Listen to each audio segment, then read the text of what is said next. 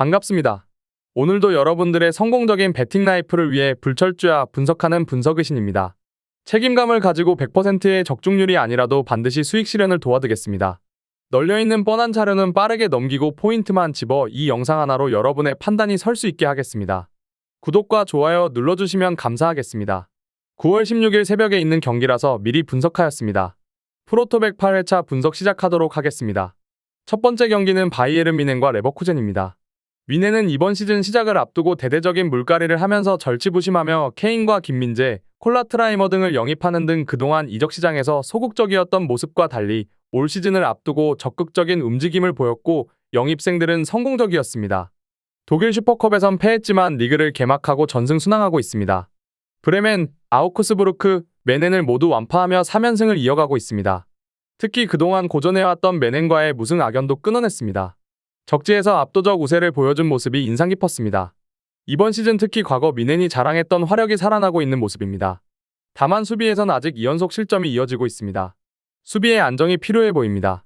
레버쿠젠은 나이지리아산 폭격기 보니페이스의 활약이 돋보입니다. 현재 레버쿠젠은 막강 화력을 이어나가며 리그 내에서도 막아낼 팀이 없어 보일 정도입니다. 난적인 라이프치히와도 난타전에서 승리하였습니다. 사비 알론소 감독이 숱한 러브콜에도 레버쿠젠에서의 생활을 더 이어갈 뜻을 보이며 지난 시즌에 이어 애정을 쏟은 레버쿠젠의 전력이 지난 시즌보다 강화되었습니다. 비르츠와 호프만 등 이선의 선수들이 사비 알론소 감독의 전술을 잘 이해하고 있고 높은 점유율을 주도권으로 쥐고 가면서 다득점 양상을 이끄는 가장 이상적인 모습을 보여주고 있습니다.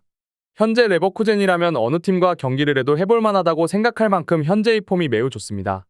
결론을 말씀드리자면 두 팀 다 리그에서 전승을 거두며 상승세를 이어나가는 만큼 이 상승세를 더 길게 이어나가기 위해 중요해진 일정입니다.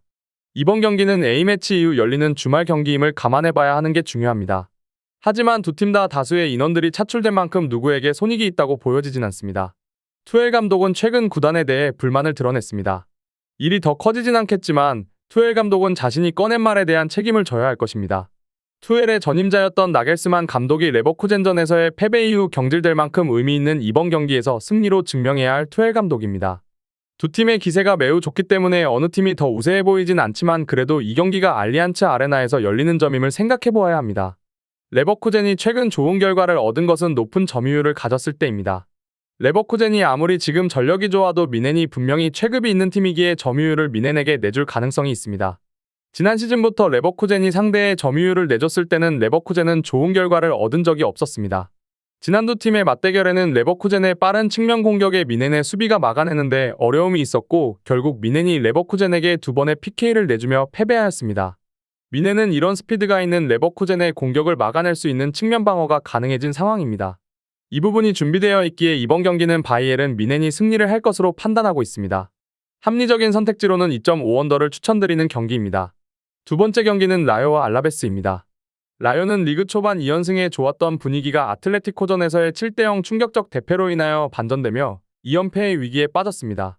안도니 이라올라 감독이 탄탄하게 만들어 놓은 라요가 빌체스 감독 체제에서도 좋은 흐름으로 이어지고 리그 초반 좋은 시작을 알렸지만 홈에서 뜻밖의 대패 이후 큰 위기에 빠진 상황입니다. 불행 중 다행인 점은 이런 흐름이 끊어질 수 있게 A매치 주간으로 인해 12일 동안 휴식을 취할 수 있고 충분히 팀을 재정비할 만한 시간이 됩니다.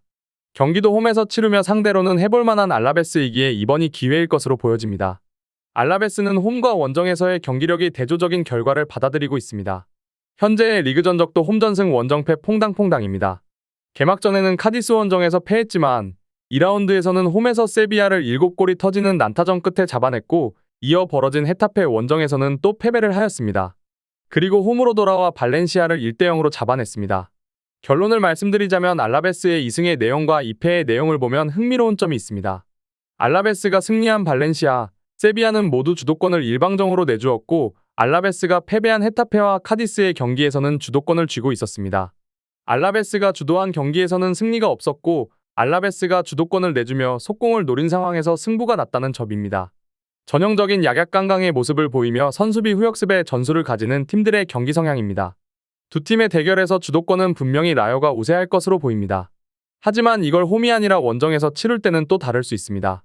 거기에 라ion은 데토마스와 은테카 등의 최전방 공격수들부터 상대 후방에서 강한 압박을 걸어 상대의 빌드업을 차단하는 것을 우선하며 공격과 수비의 전환이 매우 빠른 신속한 공수전환 능력을 갖추고 있어서 속공에 대한 대비가 되어 있습니다. 물론 이 역시도 아틀레티코 마드리드처럼 체급이 있는 팀들에게는 한계가 보였지만 알라베스 정도의 팀들을 상대할 때는 이런 빠른 공수전환이 강점이 될 수 있을 것으로 보여집니다. 홈에서 강한 라요이고 원정에서 취약한 알라베스인 점과 역대 전적에서도 분명히 라요가 뚜렷한 우세를 보이고 있습니다. 이번 경기는 합리적인 선택지로 라요의 승리를 추천드립니다. 마지막 경기는 파리 생제르맹과 오지시니스입니다. 저는 PSG가 곧 음바페고 음바페가 PSG라고 생각하는 사람 중 한 명입니다. 음바페가 선발에 없었던 리그 1라운드와 2라운드 경기에서 PSG는 매우 무기력하였고 결국 승리가 없었지만 음바페가 선발로 복귀한 두 경기에는 모두 승리를 얻어냈습니다. 왼쪽 측면에서의 음바페의 역할은 PSG의 강점입니다. 상대팀 입장에서 오른쪽 수비로 쏠릴 수밖에 없는 상황이 나오게 되고 그러면 PSG는 최전방과 오른쪽으로 공격을 전환시킬 때 상대팀의 수비가 혼란을 겪게 됩니다. 거기에 양발 활용과 스위칭까지 가능한 덴벨레까지 이제 오른쪽에 더해져 측면 양쪽을 모두 신경 써야 합니다.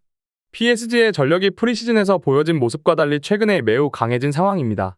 오지시니스는 현재 리그에서 무패를 달리고 있지만 승리는 단 한 개밖에 없습니다. 니스가 치룬 4경기는 모두 양팀 합산 2골 이하의 저득점 양상이 펼쳐지고 있습니다.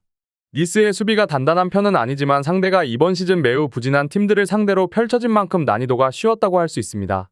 리용도 라카제트가 빠진 리용의 공격이었기 때문에 무실점으로 막아냈다는 것에 의미가 있진 않겠습니다. 문제는 공격력입니다. 4경기 만에 멀티득점을 기록했고 상대가 스트라스부르이며 홈에서 거둔 승리입니다. 그래도 무승의 위기에서 벗어났다는 데에서는 의미가 있는 승리일 것입니다. 다만 다음 경기가 리그 최강팀인 PSG라는 점은 니스에겐 아쉬움입니다. 무승의 고리를 끊어냈지만 무패의 흐름이 끊길 수 있는 위기입니다. 결론을 말씀드리자면 음바페는 지난 A매치 주간 아일랜드전에서는 선발하여 주장 완정을 차고 뛰었지만 이어진 독일과의 경기에서는 단 1분도 뛰지 않고 휴식을 취했습니다. 부상이나 특별한 이유보다는 선수 보호 차원의 선택이었으며 음바페에겐 체력적인 여유가 확보된 상황입니다. PSG의 전력에서 음바페가 차지하는 비중은 최소 50% 이상은 된다고 보여집니다. 왼쪽에서 강력한 자원을 가지고 있으니 상대 수비를 오른쪽으로 치우치게 만드는 상황을 이끌어내고 본인 스스로 고립이 되어도 이를 돌파해내는 개인 능력이 뛰어납니다. 이런 고립된 상황에서 반대로 전환하는 능력도 우수합니다. 프랑스 선수들이 다수 주축인 PSG인 만큼 프랑스 대표팀에 합류한 선수들 대부분 무사히 복귀하는 만큼 A매치 후유증 없이 이번 경기를 홈에서 준비할 것으로 보이며 다음 주 중 도르트문트와의 챔피언스리그 일전이 홈에서 이어지는 만큼 홈에서 워닝 멘털리티를 이어가며 난적 도트루문트를 홈으로 불러들여 승리하는 시나리오를 생각하고 있습니다. 챔스리그 일정 때문에 선발에서 로테이션이 보여질 가능성은 일찍이 승부를 결정한 다음 주전 선수들에게 휴식을 부여하는 방식이 될 것 같습니다. 현재 이강인의 출전 여부는 불투명합니다. 저는 이번 경기는 파리 생제르맹의 승리를 추천드립니다. 제가 지금 드리는 정보는 초안을 바탕으로 널려있는 뻔한 자료는 다 패스하고 간략하게 설명을 드린 것입니다.